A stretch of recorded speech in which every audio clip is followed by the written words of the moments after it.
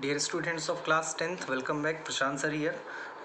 Last video में हमने 3.6 exercise को सॉल्व किया था। आज करते हैं 3.7 ऑप्शनल एक्सरसाइज। जनरली नहीं कराई जाती है स्कूल्स में और अलग जगह पे कोचिंग वगैरह में ये एक्सरसाइज, लेकिन करा दे रहा हूँ क्योंकि ऑप्शनल से अक्सर क्वेश्चंस पूछे जाते हैं और क्वेश्चंस इंपॉर्टेंट भी होते हैं और एक तरीके से मिसलेनियस भी है ये पूरे चैप्टर का। तो देखते हैं सबसे पहला क्वेश्चन क्या है। तो 3.7 का सबसे पहला क्वेश्चन है, the ages of two friends Ani and Biju differ by 3 years. Two friends हैं एनी और बीजू, जिनकी एज का डिफरेंस कितना है? 3 ईयर्स उनकी एज का डिफरेंस है। तो यहाँ पे पहली इक्वेशन हम ये लिख दें कि Ani minus Biju equals to 3। That is our equation first. ठीक है। अब अच्छा, मैं यहाँ पे वेरिएबल्स एक्स और वाई मान के नहीं चल रहा हूँ क्योंकि कुछ बच्चों को एक्स और वाई से थोड़ा सा कन्फ्यूज़न हो जाता है, तो मैं यहाँ नाम लेके ही चल रहा हूँ। आगे क्वेश्चन में हमसे बोला गया है कि Annie's father Dharma is twice as old as Annie's father Dharma is twice as old as Annie. Annie के फादर जो धर्म है उनकी एज जो है वो एनी की एज की ट्वाइस है। और फिर हमसे कहा गया है कि Biju is twice as old as his sister Kathy. Biju is twice as old as his sister Kathy. तो यहाँ पे दो नए नाम आए, धर्म और कैथी। एनी और बीजू का रिलेशन हमारे पास पहले से ही है कि एनी बड़ा है बीजू से। फिर धर्म और कैथी में कौन बड़ा है? देखिए, धर्म एनी का ट्वाइस है और एनी बड़ा है, इसका मतलब Dharma is elder in age with Kathy. तो हम यहाँ पे ये लिख सकते हैं कि धर्म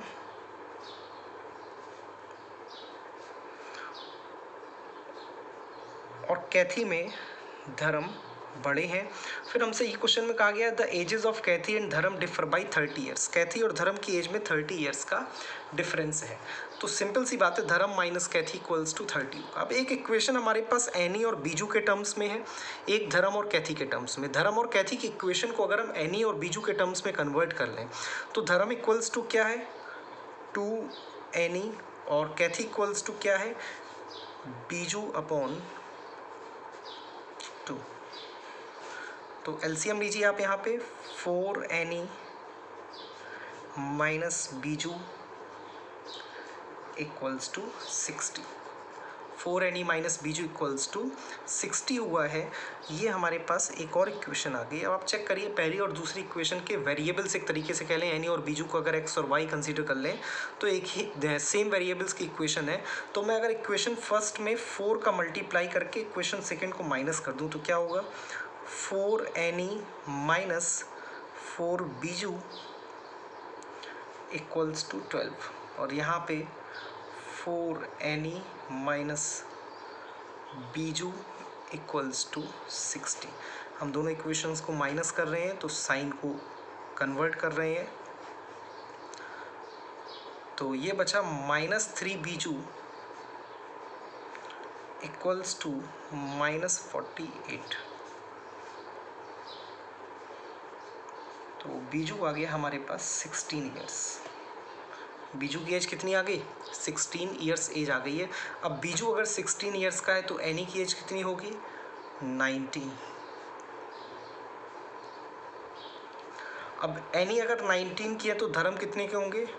ट्वाइस इंटू 19, 38। धर्म की एज आ गई है 38।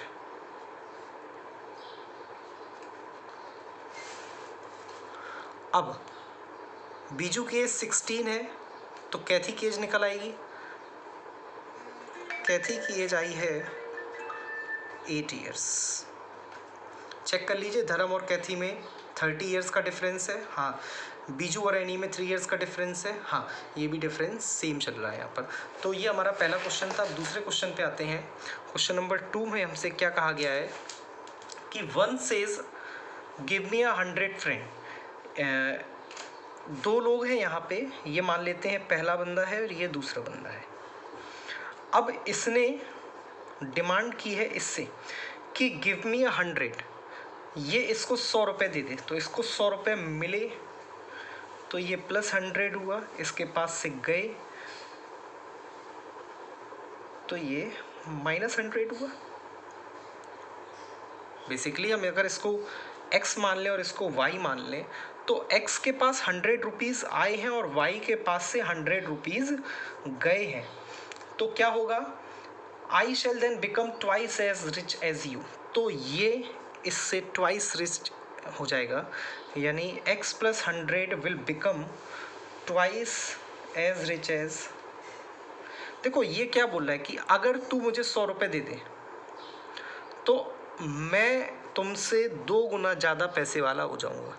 मतलब इसके पास 100 रुपीज़ आ रहे हैं, उसके पास से 100 रुपीज़ जा रहे हैं, तो ये बंदा ट्वाइस एज रिच एज इसके हो गया। तो इस इक्वेशन को सिंप्लीफाई कर लीजिए।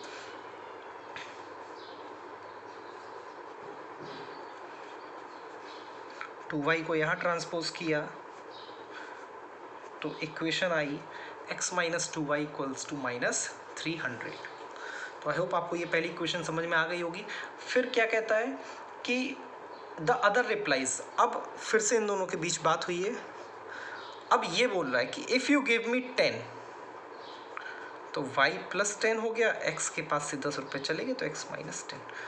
तो I shall become, I means जो बोल रहा है y plus 10, I shall become 6 times as rich as you.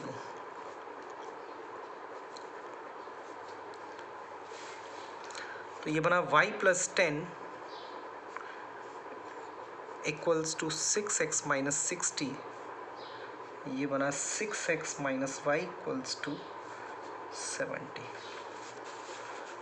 हमारे पास दो इक्वेशंस हैं।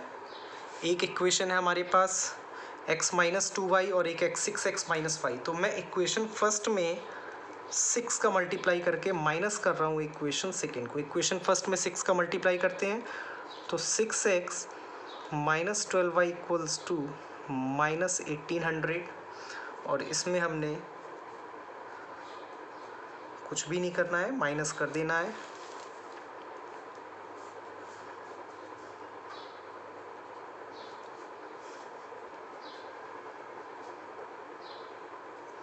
सॉरी, -1870 हो जाएगा। माइनस से माइनस ख़त्म हो गया है। y इक्वल्स टू हमारे पास आया है 170। अब y की वैल्यू अगर हम रख दें यहाँ पे तो x मिल गया हमें कितना, 40। x कितना मिल गया हमें, 40। अब आप क्वेश्चन को वेरीफाई कर सकते हैं कि अगर ये इसको 100 रुपीज़ दे देगा तो इसके पास 140 हो जाएंगे और इसके पास कितने बचेंगे, 70। तो ऑब्वियस ही बात है, ट्वाइस हो गया है। अब ये अगर इसको 10 रुपीज़ दे देगा तो इसके पास कितने हो जाएंगे, 180। इसके पास कितने रह जाएंगे, 30। 36 ज़ा 180। तो क्वेश्चन पूरा वेरीफाई भी हो चुका है। तीसरा क्वेश्चन जो है स्टूडेंट्स वो है हमारा ट्रेन से रिलेटेड एक क्वेश्चन है। क्वेश्चन को मैं एक बार रीड आउट कर दे रहा हूँ और उस क्वेश्चन को आप खुद घर पे लगाने की कोशिश करिएगा कि अ train covered a certain distance at a uniform speed. तो हम लोगों ने ट्रेन, बस और कार के ऐसे बहुत सारे क्वेश्चंस किए हैं। तो आई होप आप इस क्वेश्चन को अटैम्प्ट करेंगे। नहीं आता है तो कोई बहुत बड़ी प्रॉब्लम नहीं है, आप इसे पूछ सकते हैं कमेंट सेक्शन में क्वेश्चन डाल के, और या क्वेश्चन जो भी नहीं आ रहा है उस क्वेश्चन का रेफरेंस देके आप क्वेश्चन को पूछ सकते हैं। तो आई होप हम लोग आज के लिए इतना ही करेंगे। बाकी के क्वेश्चंस आप लगाइए जो क्वेश्चंस नहीं आ रहे हैं। कल भी हम लोग 3.7 एक्सरसाइज ऑप्शनल को कंटिन्यू रखेंगे और भी क्वेश्चंस लगाएंगे। Till then thank you.